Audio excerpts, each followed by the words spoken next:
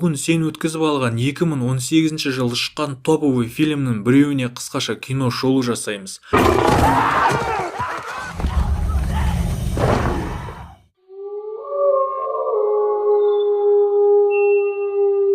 Палеолит кезеңі. Жабайы аңдар қаптаған, шексіздікке созылған табиғаттың сөзбен айтып жеткізе алмайтын ғажап көріністерімен басталған фильм ежелгі адамдар тобының бизондарға қарай аңшылыққа шығып жатқан көрінісімен жалғасады.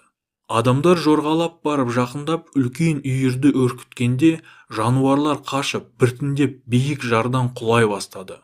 Үлгерген жануарлар бұрылып жатқанда арасындағы үйір басшысы үлкен қара еркек бизон тоқтап адамдарға қарай жүгірді. Ішіндегі ең әлсіз қорқып қашып бара жатқан кеданды сүзіп алып сүйреп жардан төмен қарай тастап жіберді. Осыдан 10 апта бұрын болған көрініс. Тобыр көсемі Тау деген ер адам ер жеткен тайпа жігіттерінің найза ұшына дайындаған тастарының өткірлігін тексеріп жатыр. Барлық жігіттердің жасағандары дұрыс болмай, кезек кеданға келді. Тау найзаның бойымен саусағын жүргізіп өтіп, оның ерекше өткірлігінен саусағының тілініп қалғанын байқамай қалды. Тайпа басшысы және әкесі баланың жасаған жұмысына дән риза болып, кеданның келесі сынақтан өтуіне рұқсат берді. Жабайы дала заңдарының қатаңдығын түсіну және балалық өмірдің біткенін білдіру үшін тайпа еркектері жігітті ұрып, тепкілеп тас талқанын шығарды. Сынақтан сүрінбей өткен еркектер қатарына қосылған жігітке әкесі үлкен үміт артып, жыртқыштардың тістері тізілі бүлінген үлкен алқа тақты. Түнде анасы баланың дайын болғанына қатты күмәнданып, ол найзаның күшіне емес, жүрегінің сезіміне сеніп жүретін бала екендігін айтып, уайымға батты. Таң атып еркектер тайпасымен қоштасып, үлкен аңшылыққа, жорыққа аттанып кетті. Жолдың екінші күні аңшылар шекараға жетіп, басқа тайпа адамдарымен кездесті.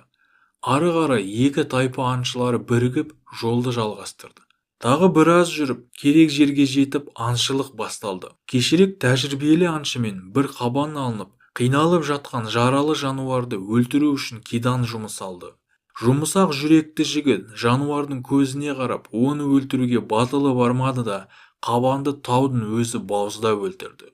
Түнде аңшылар отты айнала отырып тамақтанып жатқанда кенеттен қап-қара түнектен алып жолбарыс атылып, оқ жылдамдығымен бір адамды өзімен жұлып әкетті. Оны енді құтқара алмайтынын түсініп, адамдар оттың қасынан алыстамауды шешті.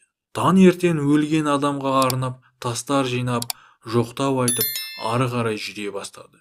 Көп күндер өтіп, аңшылар орман арасынан, судан, тау мен тас арасынан өтіп, ұзақ жолды артта қалдырды. Бір күні олар үңгірге келіп қонғанда кеданның қолына тату басылды. Онда салынған сүйрет арқылы жұлдыздарға қарап үйге жеткізетін жолды табуға болатын еді. Жұлдыздарды көрсетіп, әкесі кеданға жол табуды үйретіп жатқанда, биік шыңның үстінде айға қарап ұлыған үлкен қасқырдың қаһарлы бейнесі көрінді. Арланды көрген тайпа көсемі әрі баланың әкесі Тау өз өсиетін қалдырып, жігітпен даналығымен бөлісті. Бұл қасқыр өз үйірінің арланы. Ол үйірі үшін барлығына дайын, тіпті өлуге де. Ол күшті болғанымен, егер бір күні әлсіреп шаршаған болса, оны басқалары бірден өлтіріп орнын алады. Сондықтан ол әрдайым әділетті, жанашыр және батыл жүректі болуы керек.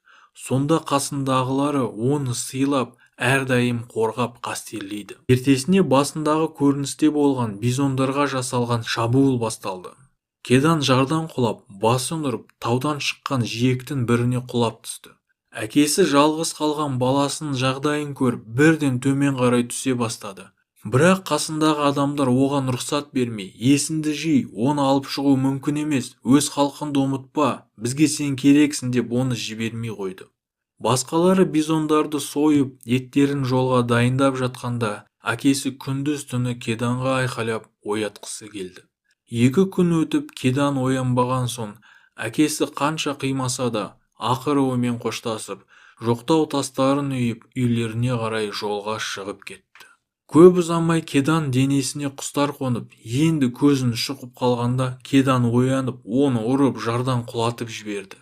Әке деп қанша айқайласа да ешкім жауап бермеді. Біраз күтіп отырғанда қою бұлттар шоғырланып, күн күркіреп, қатты жаңбыр басталды. Қатты жауған жаңбыр себебінен өзен сағасынан шығып, төменде көп су жинала бастады. Амалы қалмаған бала сол сәтті пайдаланып суға секіруді шешті. Аман қалған Кедан жағаға жүзіп шықты. Бірақ секіргенде тобығы тайып шығып кеткен еді. Тамыры қысылған көгерген аяғын тастар арасына қысып, өзі салуға мәжбүр болды.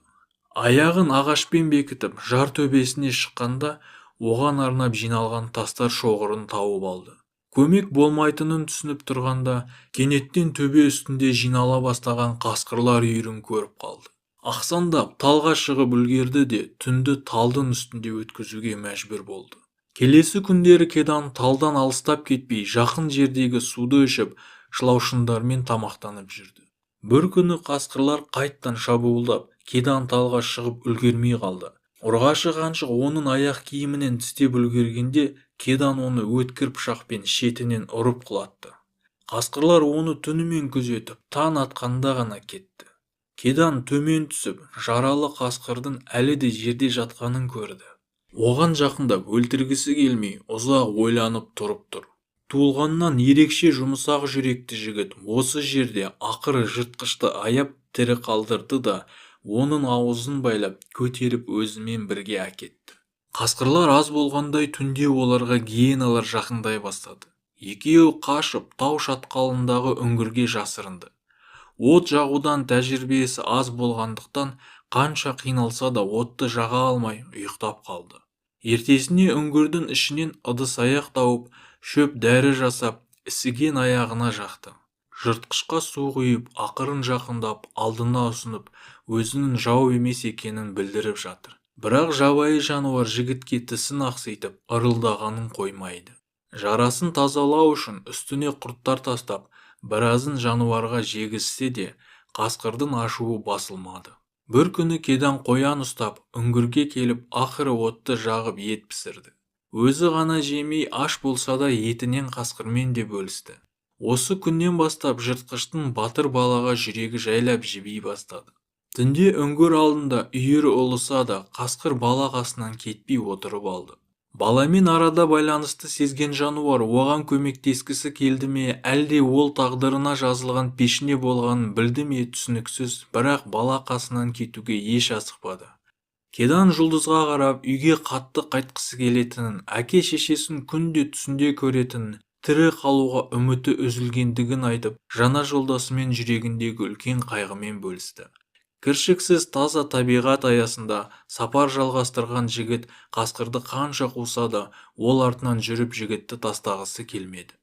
Сол күні әбден ашыққан қасқыр аңшылық түйсігін қосып, үйірлік аң аулау тәсілін жасап, бірден балаға қарай қабанды айдап әкелді. Бірақ тәжірибесі аз жігіт дәл алдына шыққан қабанды найзамен ұрып ала алмады. Оның пайдасын енді ғана түсіне бастаған жігіт оған етінен ұсынып, енді оны өзімен ілесіп бірге жүруге шақырды. Ертесіне екеуі бірігіп, жоғары нәтижелі жаңа аңшылық айласын жасап, қоянды бірден ұстап алды. Бала басынан бастап қасқырға кімнің басшы екенін білдіріп, тамақты өзінен кейін жеуді жайлап үйретіп жүрді. Енді жаурамай түнді жылы өткізу үшін қасқыр баланың қасына келіп жайғасатын болды. Бір күні екі жолдас су жағасына келіп, шомылып, жақсы көңіл көтерді. Ол жерде де айла тауып, қасқыр балық ұстап, жігітті қатты таң қалдырды. Сөйтіп Кедан жаңа досына Альфа деп ат қойды. Альфа Кеданның сапарын жеңілдеткенімен, алдағы ұзақ жолдан бөлек, жақындап келе жатқан қыстың да қиындығы бар еді.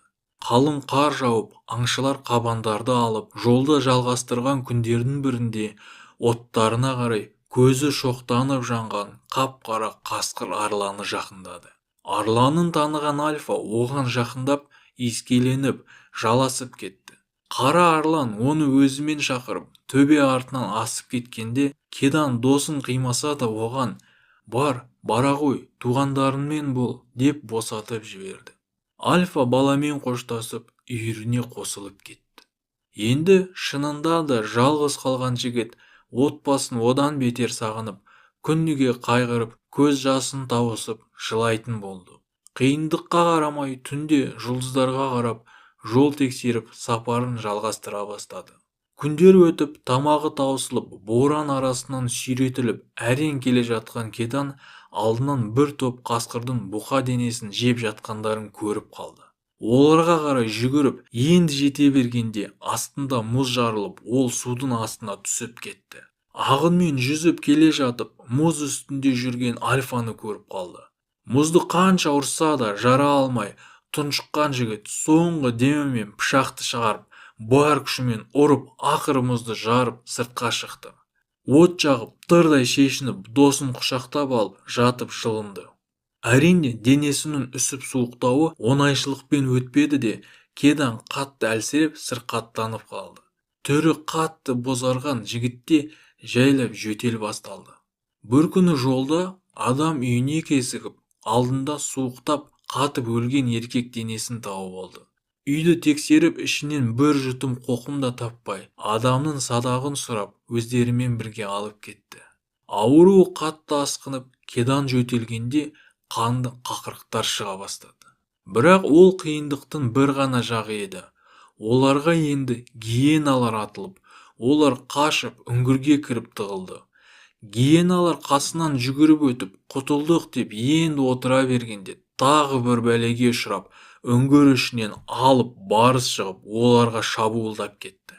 Альфа онымен төбелесіп жатқанда, әбден әлсіреген Кедан қатты сасқалақтап, не істерін білмей отыр.